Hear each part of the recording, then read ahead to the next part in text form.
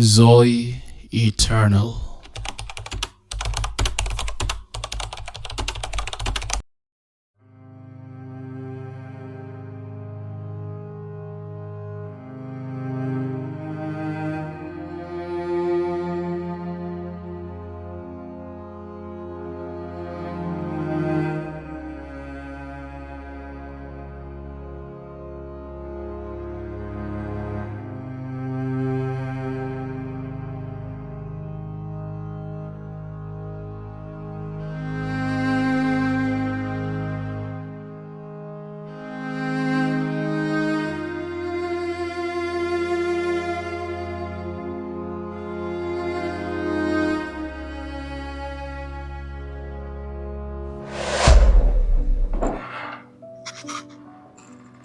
باسم الأب، باسم الابن، باسم الروح القدس إله الواحد، أمين.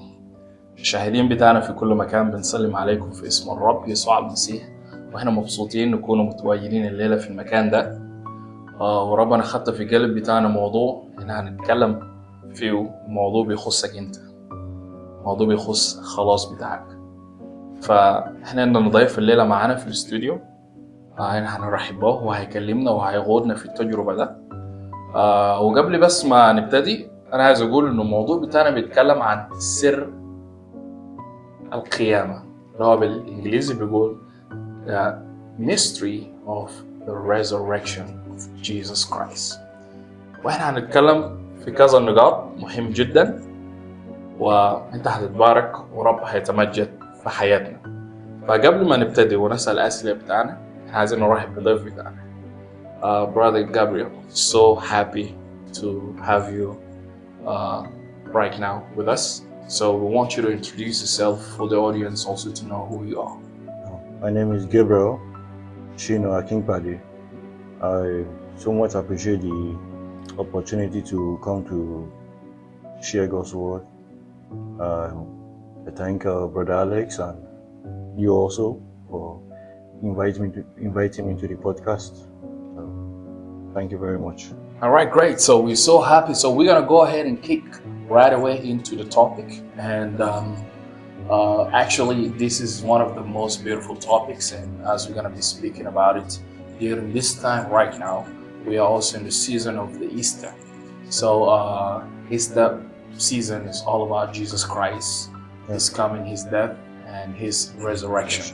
And also today we're going to be speaking very specifically on the mystery of the resurrection, because I guess the resurrection is not clear to a lot of people, and it's so difficult to understand how someone who came in the form of a human being died and rose again from the dead. That doesn't happen. So we want to talk about the mystery of the resurrection, but before we get into the whole thing, we have a question that we need to start with, which is why the cross? Because here's the thing. Was there no any other way for him to come and save human being except the cross? So can we go ahead and start from there, please? Yes, basically there's no other way, because when God communicates to people, He uses their language, their culture, and their mode of communication. And in the Jewish nation, there is in their culture actually. In their culture, anyone who blasphemes is to be hanged on a tree, which basically is talking about on a cross. On the cross, yes. So Jesus, for God to communicate His plan of salvation to the Jewish nation, He has to use the cross. A way that is familiar to them. Or Yes. something that is familiar to the culture. Yes. So it had to be the cross. It has to be the cross. And we see that in Deuteronomy 21, verse 23. Can you read for me, please? Sure. Book of Deuteronomy. The chapter? Chapter 21. 21. From verse 22 to 23. From verse 22 to 23. All right, it says, if a man has committed a sin deserving of death, and he is put to death, and you hung him on a tree. Verse number 23, it says, his body should not remain overnight on the tree, but you shall surely bury him that day, so that you do not defile the land which the Lord your God is giving you as an inheritance. For he who is hanged is accursed of God.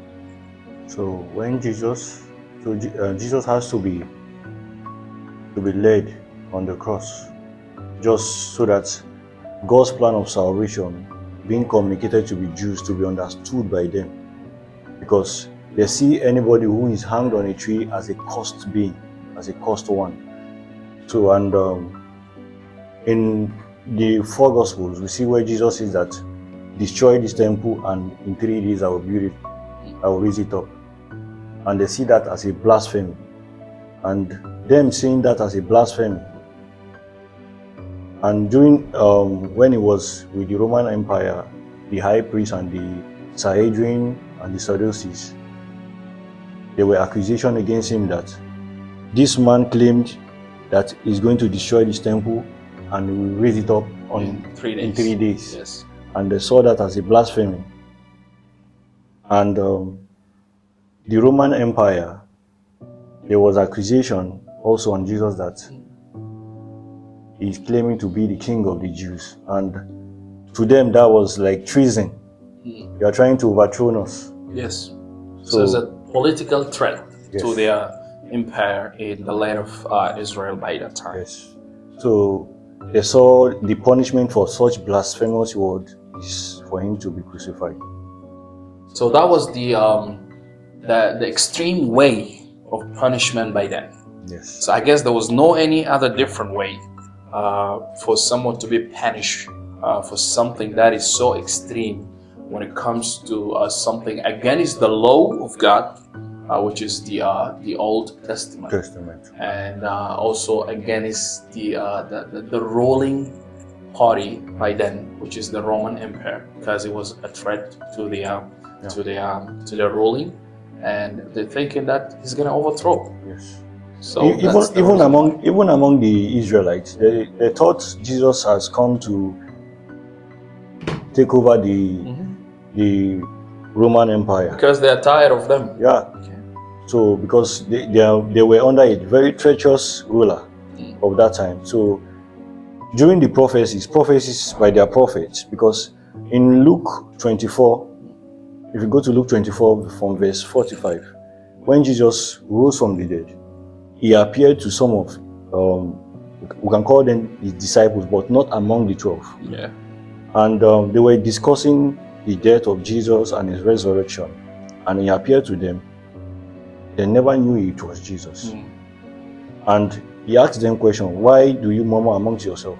They said, we thought the Messiah that came will come to save us from the Romans, from the Roman Empire. Yeah.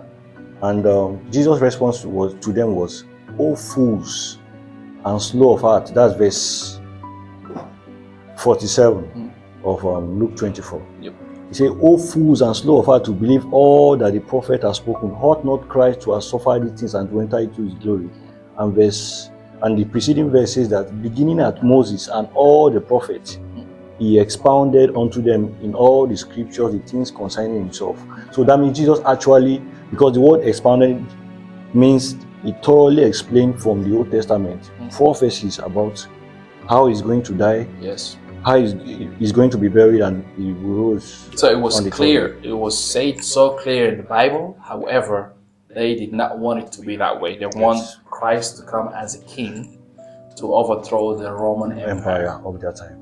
So this is the reason why they're like somehow disappointed on how this Messiah just died this way. So you should have done more better. Yeah. And in pointing to why the cross, we have to look at what actually happened on the cross. Yes.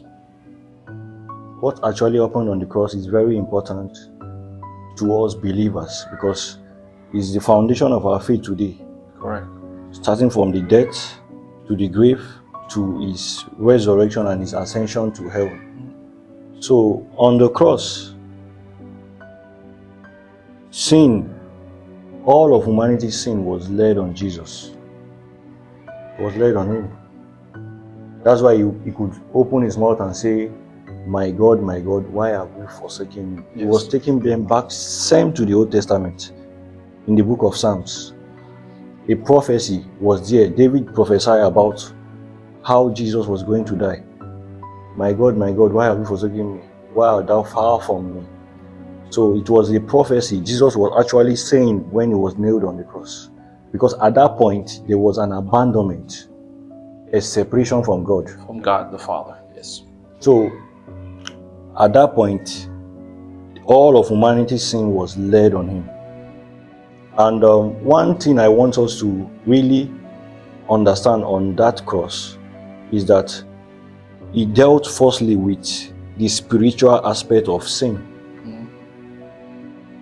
Jesus died spiritually on the cross before he died physically. We have to understand that point. Because sin is not physical, it's spiritual. Yes. So he dealt with the spiritual aspect of sin firstly on the cross. So when he uttered that word, it is finished, he's not trying to say his substitutionary work has ended. He's trying to say that he has fulfilled the Father's will. Yes. So what happened on the cross is something we have to lay emphasis and we have to understand as believers today. Because if you say Jesus' penalty for sin was paid, if his death was all that was about the crucifixion, then me and you can actually die for our sins. Yes. But that death on the cross is very, very important for us to understand. Yes. So, and also I believe somewhere in the Bible it says that without bloodshed, forgiveness will not happen. yeah. And also by so saying, that means also we can definitely summarize that the reason why it has to be the cross is because the cross was a prophecy in the Bible, in the Deuteronomy. So it was already said before the time of Jesus to come and die. And also you can say also the reason why they thought maybe they were wise, but they did not know they were feeling. The prophecy that was so clear was Isaiah 53. I think we have to go through that. Sure. Isaiah 53. Sure. From verse 1, it says, here's what it says. Who has believed our report? And to whom has the arm of the Lord been revealed? For he shall grow up before him as a tender plant, and as a root out of the dry ground. He has no form or lines, and when we see him, there is no beauty that we should desire him. Verse 3, he is despised and rejected by men, a man of sorrows and acquainted with grief. And we hid as it were our faces from him. He was despised, and we did not esteem him. Want me to proceed? Yeah. Surely he has borne our griefs and carried our sorrows, yet was esteemed him as stricken, smitten by God, and afflicted. Verse 5, but he was wounded for our transgressions, he was bruised for our iniquities. The chastisement for our peace was upon him, and by his stripes we are healed. Want me to proceed? All we like sheep have gone astray. We have turned everyone to his own way, and the Lord has laid on him the iniquities of us all. So I think this is what happened on the cross. Because if we go to the book of Genesis, what brought about the separation of man from God happened at Eden. Yes. Man separated from God. So there was there must be a substitution because there is a separation man from God. So Jesus has to come as a substitutionary sacrifice for sin. So that was a clear prophecy to help us to see the sufferings of Christ and the glory that will follow. Because of our time, I don't want us to go through the other verses. Questions that we're gonna also follow. It talks about the glory that follows. That means after his resurrection. Yes. So I can say also from this that when the separation happened, Jesus separated from the Father was for one reason, so that man can be reconnected again to the Father. So he took the place of man, and the man took the place of the Son. So this is the reason why we became also sons of God that way. All right. Well, that is so beautiful, and we thank God for that. So we're going to also follow up on our next question, and that's also going to follow after he died. Of course, he was taken to the tomb. So we're going to go ahead and know what happened in the tomb after this short break. مشاهدين بتاعنا أنا عايزكم تكونوا موجودين وتابعونا عشان احنا هنكمل بعد الفاصل البسيط عن الحي الحصل في داخل المقبرة بعد ما يسوع المسيح صلبه.